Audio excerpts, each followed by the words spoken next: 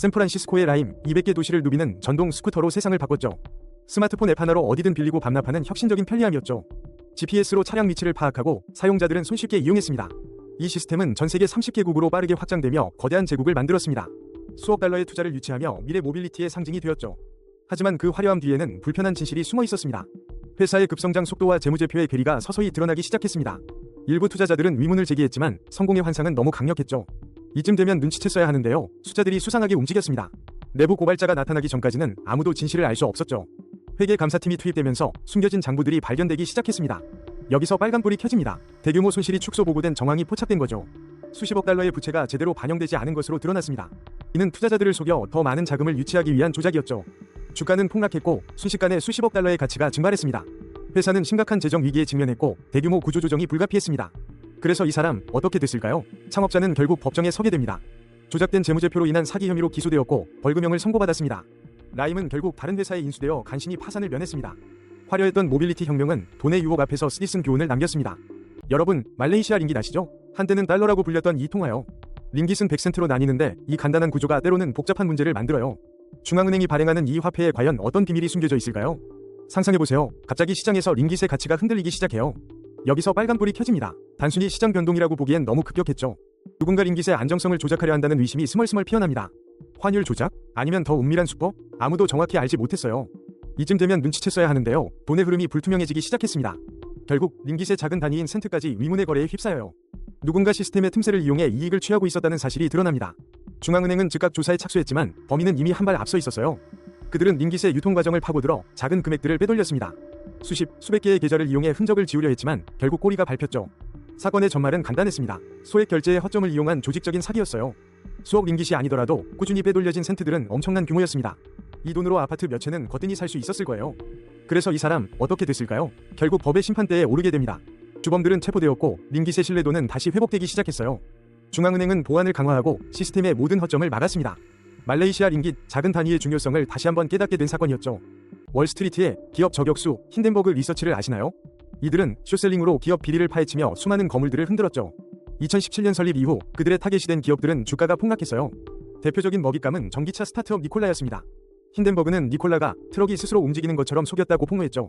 니콜라 창업자는 결국 사기 혐의로 기소되고 주가는 반토막 났어요. 인도의 거대 기업 아다니 그룹도 이들의 레이더에 걸렸습니다. 아다니는 힌덴버그의 보고서 발표 후 무려 1000억 달러 이상 증발했죠. 이들은 인류가 만든 피할 수 있는 재앙 힌덴부르크호 이름을 딴 겁니다.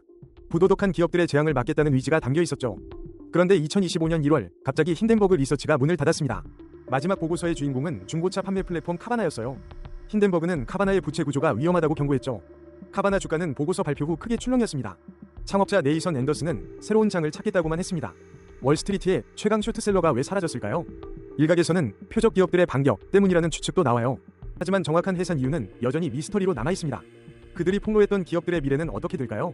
힌덴버그의 빈자리를 누가 채울지 월스트리트는 숨죽이며 지켜보고 있습니다. 글렌코어, 이 이름 혹시 들어보셨나요? 2010년에 이들은 세계 원자재 시장의 60%를 쥐고 있었어요. 아니, 60%라니. 아연 시장 60%, 구리 시장 50%를 글렌코어 혼자 주물렀다는 이야기죠. 여기서 빨간불이 켜집니다. 한 회사가 이렇게 시장을 독점할 수 있다니 대체 어떻게 가능했을까요? 글렌코어는 1994년 마크 리치 플러스 코에이지 2위 경영진 인수, MBO로 시작된 회사예요. 원래도 세계 최대 규모의 통합 상품 생산 및 마케팅 회사였지만 여기서 멈추지 않았죠. 2013년 글렌코어는 엑스트라타와 합병하며 몸집을 엄청나게 불립니다. 이쯤 되면 눈치챘어야 하는데요. 이들은 단순히 원자재를 사고 파는 것을 넘어 생산부터 운송까지 모든 과정을 직접 장악했어요. 금속, 광물, 원유, 석탄, 천연가스, 농산물까지 안 다루는 게 없었죠. 스위스 바레에 본사를 둔 이 회사는 런던 증권거래소에 상장되어 FTSE 100 지수의 핵심이 됩니다. 정말 거대했죠. 당시 스위스 최대 기업이었고 세계에서 가장 큰 상품 거래 회사였어요. 하지만 이런 막대한 시장 지배력은 언제나 논란의 여지가 있었어요. 2011년 5월 런던 증권거래소에 상장하며 대중에게 모습을 드러냈지만 그 속내는 복잡했죠. 글렌코어의 성공은 시장에 보이지 않는 손이 아니라 보이는 주먹에 가까웠어요. 이들의 사업 방식은 때론 공격적이었고 규제 당국의 시선을 피하기 어려웠죠. 농산물 시장 9%, 석유 시장 3% 점유율도 결코 무시할 수 없는 수준이었어요. 자동차, 발전, 철강, 식품 가공 산업까지 이들이 없으면 돌아가지 않는 곳이 많았죠. 그럼 이런 막강한 기업은 과연 어떻게 되었을까요? 영원히 번성했을까요? 글렌코어는 막대한 영향력을 행사했지만 이후 여러 국가에서 뇌물 혐의로 조사받게 됩니다. 수십억 달러의 벌금을 물게 되고 명성에도 큰 타격을 입었죠. 돈의 힘은 영원하지 않았어요. 글렌코어의 이야기는 시장 지배력과 그 그림자에 대한 교훈을 남겼습니다. 1985년 12월 싱가포르 증시가 갑자기 3일간 문을 닫았어요. 그 이유는 단 하나의 회사 때문이었죠. 판 일렉트릭 인더스트리. 해양 군안 사업부터 호텔까지 무려 71개의 자회사를 거느린 거대 기업이었죠. 이 회사는 한때 시가총액 2억 3천만 싱가포르 달러에 달하며 시장의 총화로 불렸어요. 하지만 이 거대한 배는 감당할 수 없는 파생상품 계약, 즉 선도 계약으로 가득 차 있었죠. 이쯤 되면 눈치챘어야 하는데요. 이 계약들이 하나둘 터지기 시작하며 회사를 집어삼켰어요. 결국 판 일렉트릭은 무려 4억 8천만 싱가포르 달러의 빚을 안고 파산했어요. 엄청난 액수였죠. 하룻밤 사이에 5,500명의 주주가 가진 모든 주식이 휴지 조각이 되어버렸어요. 여기서 빨간불이 켜집니다. 싱가포르 역사상 가장 큰 기업 파산이자 증권거래소가 예고 없이 폐쇄된 유일한 사건이에요. 이 사태로 싱가포르와 쿠알라룸푸르 증권거래소 모두 3일간 거래를 중단해야 했어요. 수많은 투자자의 신뢰는 바닥으로 떨어졌고 주가는 폭락했으며 일부 증권사는 파산했어요. 사태의 중심에는 피터 탐, 탄콕 리앙, 탄쿤 스완 같은 주요 인물들이 있었어요. 이들은 사기 및 기타 혐의로 기소되어 모두 징역형을 선고받았죠. 탄쿤 스완은 특히 말레이시아의 유력 정치인이기도 했기에 더욱 큰 충격을 주었어요. 이 사건은 단지 한 기업의 몰락이 아니라 전체 금융 시스템의 취약성을 드러냈어요. 결과적으로 싱가포르 정부는 1986년 3월 새로운 증권법을 도입해야 했어요. 이는 증권사들이 신용위험에 더 잘 대비하고 투자자를 보호하기 위함이었죠. 판 일렉트릭 사태는 싱가포르 금융시장에 지울 수 없는 교훈을 남겼어요. 단순한 기업 파산이 아닌 탐욕과 무모함이 빚어낸 금융 드라마였던 것이죠. 그래서 이 사람들은 어떻게 되었을까요? 모두 법의 심판을 피할 수 없었어요. 여전히 2000년대까지 싱가포르 역사상 최대 규모의 기업 파산으로 기록되어 있어요. 상상해보세요. 황무지가 하루아침에 노다지로 변하는 거죠. 이게 바로 랜드뱅킹의 환상이었어요. 미국에서 랜드뱅킹은 정부가 유유지를 관리하는 건전한 시스템이었죠. 하지만 사기꾼들이 이 개념을 악용하며 비극이 시작됩니다. 그들은 미래 가치가 부풀려진 땅을 실제보다 훨씬 비싸게 팔아넘겼어요. 여기서 빨간불이 켜집니다. 잠재적 수익이 터무니없이 과장되기 시작했거든요.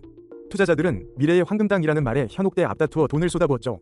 이 사기꾼들은 존재하지도 않는 개발 계획을 미끼로 삼았습니다. 이쯤 되면 눈치챘어야 하는데요. 수익률은 오직 서류 위에서만 존재했어요. 마치 신기루처럼 땅의 가치는 그들의 말 한마디로 오르내렸죠. 수많은 사람들이 꿈에 부풀어 전 재산을 걸었지만 그들은 빈손이었습니다. 점점 더 많은 투자자들이 수익이 나지 않는다는 사실을 깨닫기 시작합니다. 위심의 눈초리는 곧 불만으로, 불만은 분노로 바뀌었죠. 언론에서 환상의 땅, 스캔들이 터지며 사기극의 전말이 드러나기 시작해요. 수사당국이 개입했고 서류들은 거짓말을 할 수 없었습니다. 부풀려진 가치와 실제 가치의 엄청난 괴리가 명백해졌죠. 결국 사기를 주도한 핵심 인물들이 체포됩니다. 그들은 법정에서 자신들의 탐욕을 변명할 수 없었습니다. 그래서 이 사람들 어떻게 됐을까요? 결국 징역형을 선고받았어요. 수억 원의 벌금과 함께 그들의 부당 이득은 대부분 압류되었죠. 하지만 많은 피해자들은 여전히 잃어버린 돈을 되찾지 못했습니다. 탐욕이 낳은 비극이죠. 2012년 한국의 세계 8위 길이의 대교가 탄생하죠. 바로 이순신 대교입니다. 하지만 이 거대한 프로젝트 뒤에는 감춰진 돈의 그림자가 있었어요. 이 대교는 여수 산업단지의 핵심 연결로였죠. 메인 스팬만 1545m, 그 규모만큼 돈도 어마어마하게 들었습니다. 대림산업의 자랑, 한국 기술로만 건설된 최초의 현수교였어요. 그러나 여기서 빨간불이 켜집니다. 공사비 내역에 이상한 점이 발견돼요. 대림산업이 모든 건설 엔지니어링을 자체 수행했다고 발표했었죠. 하지만 서류상 존재하지 않는 하도급 업체들이 나타나기 시작했습니다. 이쯤 되면 눈치챘어야 하는데요. 바로 유령회사들이었습니다. 수십억 원의 돈이 이 유령회사들로 흘러들어갔죠. 공사비가 부풀려지고 그 차액은 누군가의 주머니로 들어간 것입니다. 처음엔 작은 실수로 보였던 것이 점차 거대한 사기로 드러났어요. 내부 고발자가 등장하며 수사는 급물살을 탔습니다. 검찰은 즉시 대림산업의 회계장부를 압수수색했습니다. 숨겨진 수십억 원의 비자금이 속속들이 밝혀졌죠. 이 돈은 임원들의 개인 주식 투자나 부동산 매입에 사용되었어요. 그래서 이 사람 어떻게 됐을까요? 결국 주도자들은 체포되었습니다. 수십억 원의 벌금과 함께 징역형을 선고받았죠. 세계적인 다리가 5.2성이 스캔들로 얼룩진 순간입니다. 이순신 대교는 여전히 서 있지만 그 뒤에 탐욕은 잊혀지지 않을 거예요. 1851년 뉴욕에서 웨스턴 유니언이 탄생했어요. 처음엔 정보 메시지를 보내는 회사였죠. 정말 엄청난 혁신이었어요. 1861년 미국 최초의 대륙 횡단 전신을 완성하며 역사를 썼습니다. 첫 메시지는 당시 링컨 대통령에게 전달되었다고 해요. 하지만 이 거대한 전신망이 다른 용도로 쓰일 줄 누가 알았을까요? 그들은 전신 송금이라는 기발한 서비스를 시작합니다. 정보를 보내듯 돈을 보낼 수 있었던 거죠. 당시로선 획기적이었어요. 여기서 빨간불이 켜집니다. 익명성이라는 치명적인 약점. 정보의 익명성과 돈의 이동성, 이 둘이 만나 엄청난 시너지를 냈죠. 80년대부터 전신 사업은 쇠퇴하고 송금 서비스가 주력이 됩니다. 이쯤 되면 눈치챘어야 하는데요. 돈 세탁범들에게 천국이 열린 겁니다. 수많은 이민자들이 본국으로 돈을 보내고 그 틈을 타 불법 자금도 흘러갔어요. 회사는 2006년 전신 사업을 완전히 접고 송금 전문 기업이 됩니다. 뉴욕타임스는 그들을 세계 최대 송금회사라 불렀죠. 하지만 그 타이틀 뒤엔 어두운 그림자가 드리워져 있었습니다. 수십억 달러의 돈이 마약상 사기꾼들을 통해 세탁되었어요. 결국 당국에 적발되어 막대한 벌금을 물어야 했습니다. 웨스턴 유니언은 수십 년간 이어진 문제로 명성에 큰 타격을 입었어요. 역사의 아이러니죠. 통신의 혁신이 돈 세탁의 통로가 되다니. 금융범죄는 이렇게 우리 곁에 평범한 서비스에 숨어듭니다. 1966년 서울에 설립된 자일자동차는 한국 최대의 자동차 판매 회사였어요. 이들은 대우모터스와 그 후신 파트너사들의 차량을 판매하며 시장을 장악했죠. 대우의 명성을 등에 업고 전국의 딜러십을 확장하며 거침없이 성장했어요. 여기서 빨간불이 켜집니다. 회사의 규모는 커졌지만 뭔가 이상했어요. 자일자동차는 대우차 판매를 통해 막대한 매출을 올리는 것처럼 보였어요. 하지만 그 이면에는 복잡한 재정 구조가 숨어 있었죠. 이쯤 되면 눈치챘어야 하는데요. 너무나 압도적인 시장 점유율이었어요. 회계장부상 숫자는 화려했지만 현금 흐름은 점점 더 뻑뻑해졌어요. 대규모 매출은 곧 대규모 미수금으로 이어졌죠. 회사는 차량 재고와 대규모 미수금을 담보로 은행에서 돈을 빌리기 시작합니다. 겉보기엔 정상적인 사업 확장처럼 보였지만 위험은 눈덩이처럼 불어났죠. 대우모터스의 경영난이 심화되자 자일자동차도 큰 타격을 입어요. 주력 판매사의 위기는 곧 최대 딜러의 위기였죠. 은행들은 더 이상 대출을 연장해주지 않았고 자일자동차는 유동성 위기에 직면해요. 재고는 쌓여갔고 미수금은 회수되지 않았죠. 한때 한국 최대였던 그들의 성공 신화는 그렇게 막을 내립니다. 결국 자일자동차는 법정 관리를 신청하고 회사는 해체 절차를 밟아요. 그 거대한 판매망은 역사의 뒤안길로 사라지게 됩니다. 그래서 이 회사 어떻게 됐을까요? 결국 문을 닫고 청산되었어요. 한국 최대 딜러의 몰락은 재정 건전성의 중요성을 일깨워준 사례로 남았어요. 1997년 아시아 외환위기가 덮치자 한국의 대기업 쌍용그룹은 벼랑 끝에 섰습니다. 1939년 시작해 1970년대엔 한국 최대 기업 중 하나였던 더블드래곤, 쌍용, 그 영광은 사라질 위기였죠. 쌍용건설, 쌍용양해, 쌍용재지, 쌍용정유, 쌍용증권, 그리고 쌍용자동차까지 엄청난 규모였어요. 하지만 외환위기의 파도는 이 모든 것을 삼키려 했습니다. 여기서 빨간불이 켜집니다. 그룹 전체에 드리운 그림자, 유동성 위기가 시작된 겁니다. 특히 쌍용자동차는 해외 시장 공략에 막대한 투자를 했었죠. 위기 전까지만 해도 해외 시장 개척은 그룹 성장의 동력이었습니다. 그러나 외환위기가 터지며 환율이 폭등했고 해외 부채는 감당할 수 없는 수준이 되어버렸습니다. 이쯤 되면 눈치챘어야 하는데요. 너무 많은 사업 확장이 독이 된 겁니다. 자금난은 급격히 심화되었고 그룹의 핵심 계열사들마저 흔들리기 시작했습니다. 자산 매각을 통한 자구 노력도 있었지만 시장 상황은 냉혹했습니다. 채권단은 더 이상 자금 지원을 해주지 않았고 그룹은 존폐의 기로에 섰습니다. 결국 그룹은 여러 계열사를 매각하거나 구조조정에 들어갈 수밖에 없었습니다. 쌍용자동차는 대우그룹에 넘어갔다가 다시 매각되는 등 부침을 겪었습니다.